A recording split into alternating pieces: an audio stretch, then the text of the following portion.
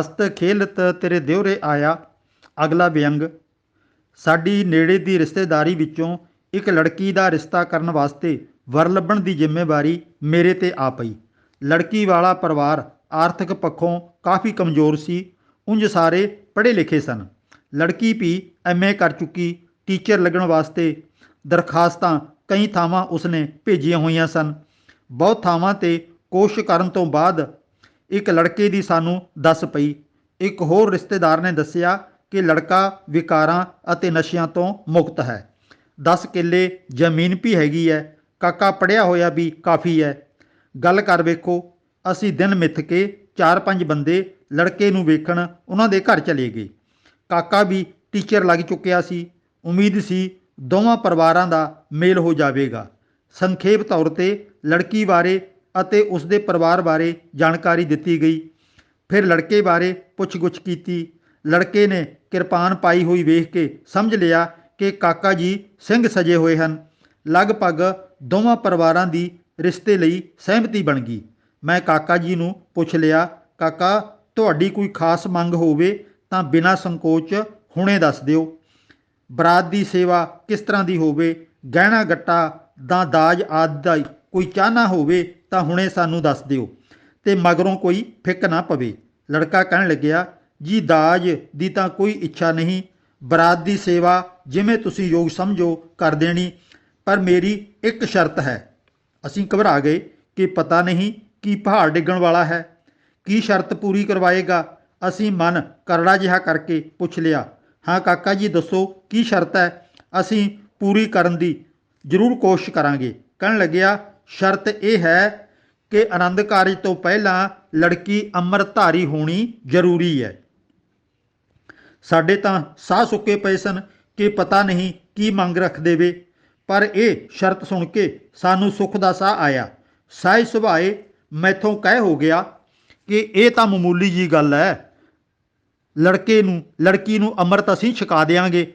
ਬਸ ਇੰਨੀ ਗੱਲ ਕਹਿਣ ਦੀ ਦੇਰ ਸੀ ਕਿ ਲੜਕਾ ਭੜਕ ਉੱਠਿਆ। ਆਖਣ ਲੱਗਿਆ, 5 ਪਿਆਰਿਆਂ ਨੇ ਸਿਰ ਭੇਟ ਕਰਕੇ ਅੰਮ੍ਰਿਤਪਾਨ ਕੀਤਾ ਸੀ। ਸਾਰਾ ਸਿੱਖ ਇਤਿਹਾਸ ਗਵਾਹ ਹੈ ਕਿ ਅੰਮ੍ਰਿਤਧਾਰੀ ਸਿੰਘਾਂ ਦਾ ਜੀਵਨ ਕਿੰਨਾ ਉੱਚਾ ਤੇ ਪਰਉਪਕਾਰੀ ਹੁੰਦਾ ਸੀ। ਗੁਰੂ ਸਾਹਿਬ ਨੇ ਬੀਬੀਆਂ ਨੂੰ ਬਰਾਬਰ ਅਧਿਕਾਰ ਦਿੱਤਾ ਸੀ। ਉਹ ਅੰਮ੍ਰਿਤਪਾਨ ਵੀ ਕਰ ਸਕਦੀਆਂ ਹਨ।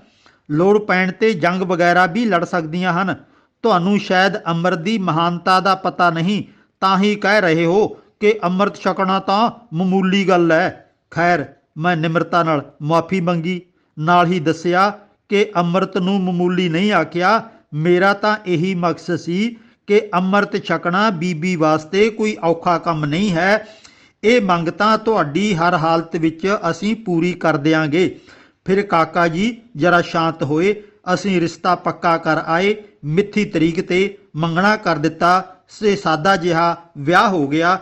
ਦੋਵੇਂ ਪਰਿਵਾਰ ਸੁਖੀ ਵਸਦੇ ਜ਼ਿੰਦਗੀ ਬਤੀਤ ਕਰ ਰਹੇ ਨੇ। ਆਖੋ ਸਤਨਾਮ।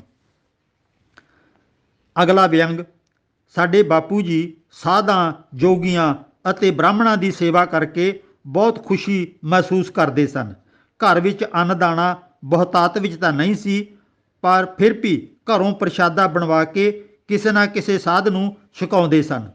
ਬ੍ਰਾਹਮਣਾਂ ਦਾ ਤਾਂ ਪਿੰਡ ਵਿੱਚ ਹੀ ਬਸੇਰਾ ਸੀ। ਪਿੰਡ ਵਿਚਲੇ ਬ੍ਰਾਹਮਣਾਂ ਵਿੱਚੋਂ ਸਿਰਫ 2 ਹੀ ਪਾਂਡੇ ਜਾਂ ਪ੍ਰੋਹਤ ਸਨ। ਬਾਕੀ ਖੇਤੀ ਕਰਨ ਵਾਲੇ ਬ੍ਰਾਹਮਣ ਸਨ। ਖੇਤੀ ਕਰਨ ਵਾਲੇ ਬ੍ਰਾਹਮਣਾਂ ਨੂੰ ਅਸੀਂ ਜੱਟ ਬ੍ਰਾਹਮਣ ਹੀ ਕਹਿ ਦਿਆ ਕਰਦੇ ਸਾਂ। ਕਿਤੇ ਪੁਰਾਣੇ ਸਮਿਆਂ ਵਿੱਚ ਜਜਮਾਨ ਨੇ ਜਾਂ ਕਿਸੇ ਰਿਸ਼ਤੇਦਾਰ ਨੇ ਉਹਨਾਂ ਨੂੰ ਜ਼ਮੀਨ ਦਾਨ ਵਿੱਚ ਦੇ ਦਿੱਤੀ ਹੋਵੇਗੀ। ਪੰਜਾਬ ਵਿੱਚ ਗੁਰਮਤ ਦਾ ਪ੍ਰਭਾਵ ਹੋਣ ਕਰਕੇ ਸਾਰੇ ਬ੍ਰਾਹਮਣ ਪੁਜਾਰੀ ਬਣ ਕੇ ਟੱਬਰਾਂ ਦੀ ਪਾਲਣਾ ਨਹੀਂ ਕਰ ਸਕਦੇ ਸਨ। ਇਸ ਲਈ ਖੇਤੀ ਵਾਲਾ ਕਿੱਤਾ ਉਹਨਾਂ ਨੇ ਵੀ ਅਪਣਾ ਲਿਆ। ਬਾਪੂ ਜੀ ਦੇ ਦੋਸਤ ਬ੍ਰਾਹਮਣਾਂ ਦਾ ਸਾਡੇ ਘਰ ਵੀ ਆਉਣਾ ਜਾਣਾ ਆਮ ਹੀ ਸੀ। ਜਦੋਂ ਮੇਰਾ ਜਨਮ ਹੋਇਆ, ਬਾਪੂ ਜੀ ਨੇ ਪੰਡਤ ਨੂੰ ਨਾਮ ਰੱਖਣ ਲਈ ਪੁੱਛਿਆ। ਉਸਨੇ ਅਟਕਲ ਪੱਚੂ ਜਿਹਾ ਲਾ ਕੇ ਕਹਿ ਦਿੱਤਾ, ਤੁਹਾਡੇ ਘਰ ਇੰਦਰ ਦੇਵਤਾ ਦੀ ਕਿਰਪਾ ਹੋਈ ਹੈ, ਇਸ ਦਾ ਨਾਮ ਇੰਦਰ ਰੱਖ ਦਿਓ। ਬਾਪੂ ਜੀ ਨੇ ਖੁਸ਼ੀ ਸਵੀਕਾਰ ਕਰ ਲਿਆ। ਆਪਣਾ ਨਾਮ ਇੰਦਰ ਚੱਲ ਪਿਆ। ਘਰ ਜਦੋਂ ਬਾਪੂ ਜੀ ਦਾ ਦੋਸਤ ਪੰਡਤ ਆਉਂਦਾ ਤਾਂ ਮੈਨੂੰ ਪਿਆਰ ਨਾਲ ਇੰਦਰ ਦੇਵਤਾ ਕਹਿ ਕੇ ਹੀ ਬੁਲਾਉਂਦਾ। ਮੈਂ ਵੱਡਾ ਹੁੰਦਾ ਗਿਆ। ਹੌਲੀ ਹੌਲੀ ਫੌਜ ਵਿੱਚ ਭਰਤੀ ਹੋ ਗਿਆ। ਹੋਰ ਵੀ ਸਰਕਾਰੀ ਨੌਕਰੀਆਂ ਕੀਤੀਆਂ। ਸਾਰੀਆਂ ਲਿਖਤਾਂ ਵਿੱਚ ਇੰਦਰ ਸਿੰਘ ਕਹਿ ਕੇ ਬੁਲਾਉਂਦੇ। ਘਰ ਆਉਣ 'ਤੇ ਪੰਡਿਤ ਚਾਚਾ ਜੀ ਨੇ ਮਿਲਣ ਵੀ ਮੈਨੂੰ ਜ਼ਰੂਰ ਆਉਣਾ ਤੇ ਹਮੇਸ਼ਾ ਇੰਦਰ ਦੇਵਤਾ ਕਹਿ ਕੇ ਮੈਨੂੰ ਬੁਲਾਉਣਾ।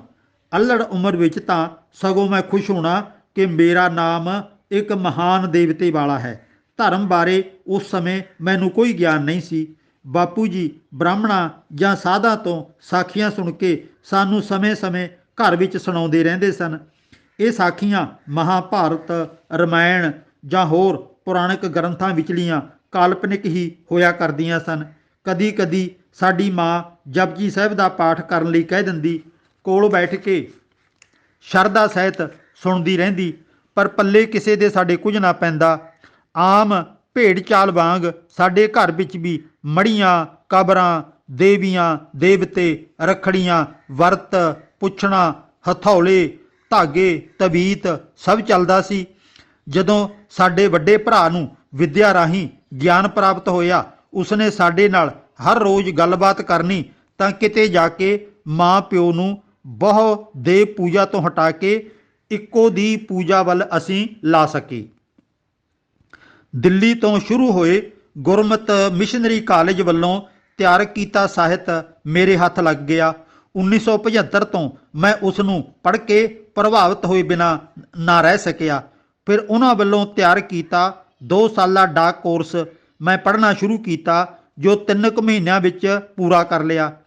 ਇਸ ਸਾਹਿਤ ਰਾਹੀਂ ਇਤਿਹਾਸ ਬਾਰੇ ਅਤੇ ਗੁਰਬਾਣੀ ਦੇ ਅਸੂਲਾਂ ਬਾਰੇ ਬਹੁਤ ਕੁਝ ਮੈਨੂੰ ਸਿੱਖਣ ਨੂੰ ਮਿਲਿਆ। ਕਾਫੀ ਲੰਮੇ ਅਰਸੇ ਮਗਰੋਂ ਘਰ ਆਉਣ 'ਤੇ ਚਾਚਾ ਬਿਰਜਲਾਲ ਪੰਡਿਤ ਜੀ ਨਾਲ ਮੇਰੀ ਮੁਲਾਕਾਤ ਹੋਈ। ਉਸਨੇ ਮਿਲ ਕੇ ਉਸੇ ਪੁਰਾਣੇ ਲਹਿਜੇ ਵਿੱਚ ਕਿਹਾ, ਇੰਦਰ ਦੇਵਤਾ ਜੀ ਬਹੁਤ ਦੇਰ ਮਗਰੋਂ ਦਰਸ਼ਨ ਹੋਏ ਨੇ। ਮੈਂ ਕਿਹਾ, ਚਾਚਾ ਜੀ ਮੈਨੂੰ ਸਿਰਫ ਇੰਦਰ ਸਿੰਘ ਕਿਹਾ ਕਰੋ, ਜੇ ਸਿੰਘ ਨਹੀਂ ਕਹਿਣਾ ਤਾਂ ਇੰਦਰ ਕਹਿ ਦਿਆ ਕਰੋ, ਪਰ ਦੇਵਤਾ ਨਾ ਕਿਹਾ ਕਰੋ। ਬਿਰਜਲਾਲ ਜੀ ਕਹਿਣ ਲੱਗੇ, ਪਰ ਦੇਵਤਾ ਕਹਿਣ ਵਿੱਚ ਕੀ ਬੁਰਾਈ ਹੈ? ਮੈਂ ਦੱਸਿਆ, ਜਿੰਨੀ ਦੇਰ ਤੱਕ ਮੈਨੂੰ ਦੇਵਤਿਆਂ ਦੀ ਅਸਲੀਅਤ ਬਾਰੇ ਪਤਾ ਨਹੀਂ ਸੀ, ਤਦੋਂ ਮੈਨੂੰ ਵੀ ਦੇਵਤਾ ਅਖਵਾਉਣਾ ਚੰਗਾ ਲੱਗਦਾ ਸੀ। ਹੁਣ ਪੜ੍ਹ ਕੇ ਸਮਝ ਕੇ ਜਦੋਂ ਇੰਦਰ ਦੇਵਤਾ ਅਤੇ ਹੋਰ ਦੇਵਤਿਆਂ ਦਾ ਕਿਰਦਾਰ ਮੇਰੇ ਸਾਹਮਣੇ ਆਇਆ ਹੈ, ਇਹ ਪੜ੍ਹ ਕੇ ਮੈਂ ਦੇਵਤੇ ਪੁਣੇ ਤੋਂ ਪਾਸਾ ਵਟ ਲਿਆ ਹੈ। ਬਿਰਜਲਾਲ, ਪਰ ਇਹ ਤਾਂ ਸਾਡੇ ਪ੍ਰਮੁੱਖ ਦੇਵਤਿਆਂ ਵਿੱਚੋਂ ਸੀ।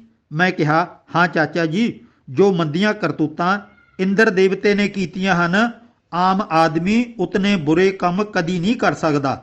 ਅਗਰ ਕਰਨ ਦੀ ਕੋਸ਼ਿਸ਼ ਕਰੇ ਤਾਂ ਉਸ ਨੂੰ ਤਸੀਹੇ ਦੇ ਕੇ ਕਤਲ ਕਰ ਦਿੱਤਾ ਜਾਵੇਗਾ। ਅਜਿਹੇ ਮਨੁੱਖ ਜੇਕਰ ਸਮਾਜ ਵਿੱਚ ਹੋਣਗੇ ਤਾਂ ਘਿਰਣਾ ਦਾ ਪਾਤਰ ਹੋਣਗੇ। ਇੰਦਰ ਜੀ ਰੋਜ਼ਾਨਾ 4 ਘੜੇ ਸ਼ਰਾਬ ਪੀਂਦਾ ਸੀ। ਇਹ ਮੈਂ ਸਾਰਾ ਕੁਝ ਮਹਾਨ ਕੋਸ਼ ਅਤੇ ਹਿੰਦੂ ਮਿਥਿਹਾਸ ਕੋਸ਼ ਦੇ ਵਿੱਚੋਂ ਪੜ੍ਹ ਲਿਆ ਸੀ। 2 ਬਲਦਾਂ ਦਾ ਤਿਆਰ ਕੀਤਾ ਮਾਸ ਖਾ ਜਾਂਦਾ ਸੀ। ਅਣਗਿਣਤ ਸੁੰਦਰ ਔਰਤਾਂ ਨਾਲ ਰੰਗ ਰਲੀਆਂ ਮਨਾਉਂਦਾ ਸੀ। ਧਰਤੀ ਤੇ ਆ ਕੇ ਕਈ ਨੇਕ ਔਰਤਾਂ ਨਾਲ ਪੁਰਾਣਿਕ ਕਥਾਵਾਂ ਅਨੁਸਾਰ ਉਹ ਜਿਹੜੀ ਕਿ ਹਿੰਦੂਇਜ਼ਮ ਧਰਮ ਜਾਂ ਕਲੰਕ, ਲਾਹੌਰੀ ਰਾਮ ਬਾਲੀ ਦੀ ਲਿਖੀ ਕਿਤਾਬ, ਉਹਦੇ ਵਿੱਚੋਂ ਤੁਸੀਂ ਪੜ੍ਹ ਸਕਦੇ ਹੋ। ਚਾਚਾ ਜੀ ਮੇਰੀ ਹੱਥ ਜੋੜ ਕੇ ਬੇਨਤੀ ਹੈ, ਭਾਵੇਂ ਮੈਨੂੰ ਗਾਲਾਂ ਕੱਢ ਲਿਆ ਕਰੋ, ਪਰ ਇੰਦਰ ਦੇਵਤਾ ਕਹਿ ਕੇ ਕਦੀ ਨਾ ਬੁਲਾਇਓ। ਪੰਡਿਤ ਜੀ ਦਾ ਚਿਹਰਾ ਲਾਲ ਹੋ ਗਿਆ, ਬੁੱਲ ਕੰਬਣ ਲੱਗ ਪਏ। ਗੁੱਸੇ ਵਿੱਚ ਆ ਕੇ ਬਰੜਾ ਉੱਠਿਆ, ਓਏ 2 ਅੱਖਰ ਪੜ੍ਹ ਕੇ ਤੇਰਾ ਦਿਮਾਗ ਖਰਾਬ ਹੋ ਗਿਆ ਹੈ, ਜੋ ਦੇਵਤਿਆਂ ਦਾ ਵੀ ਤੂੰ ਅਪਮਾਨ ਕਰਦਾ ਹੈ। ਇਉਂ ਕਹਿ ਕੇ ਪੰਡਿਤ ਜੀ ਨੇ ਮੇਰੇ ਬਾਪੂ ਜੀ ਕੋਲ ਸਾਰੀ ਹੋਈ ਬੀਤੀ ਜਾ ਸੁਣਾਈ। ਬਾਪੂ ਜੀ ਨੇ ਵੀ ਮੈਨੂੰ ਖੂਬ ਡਾਂਟਿਆ, ਪਰ ਮੈਂ ਪੂਰੀ ਦ੍ਰਿੜਤਾ ਨਾਲ ਕਹਿ ਦਿੱਤਾ ਕਿ ਜਦੋਂ ਤੱਕ ਮੈਨੂੰ ਪਤਾ ਨਹੀਂ ਸੀ ਮੈਂ ਦੇਵਤਾ ਬਣਿਆ ਰਹਾ।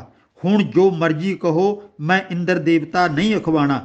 ਅੱਖੀਂ ਵੇਖ ਕੇ ਮੱਖੀ ਨਹੀਂ ਨਿਗਲੀ ਜਾਂਦੀ। ਜੇ ਤੁਸੀਂ ਮੇਰੇ ਕੋਲੋਂ ਦਿਲ ਕਰੜਾ ਕਰਕੇ ਇੰਦਰ ਦੇਵਤੇ ਦੀ ਕਹਾਣੀ ਸੁਣ ਲਓ ਤਾਂ ਤੁਸੀਂ ਵੀ ਉਸ ਨੂੰ ਆਪਣੇ ਗਲੋਂ ਲਾਹ ਦਿਓਗੇ।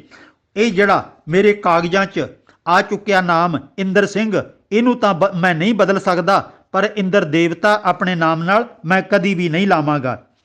ਪੰਡਿਤ ਚਾਚਾ ਜੀ ਲੰਮਾ ਸਮਾਂ ਮੇਰੇ ਨਾਲ ਨਾਰਾਜ਼ ਰਿਹਾ, ਫਿਰ ਵੀ ਉਹ ਨੇਕ ਇਨਸਾਨ ਸੀ।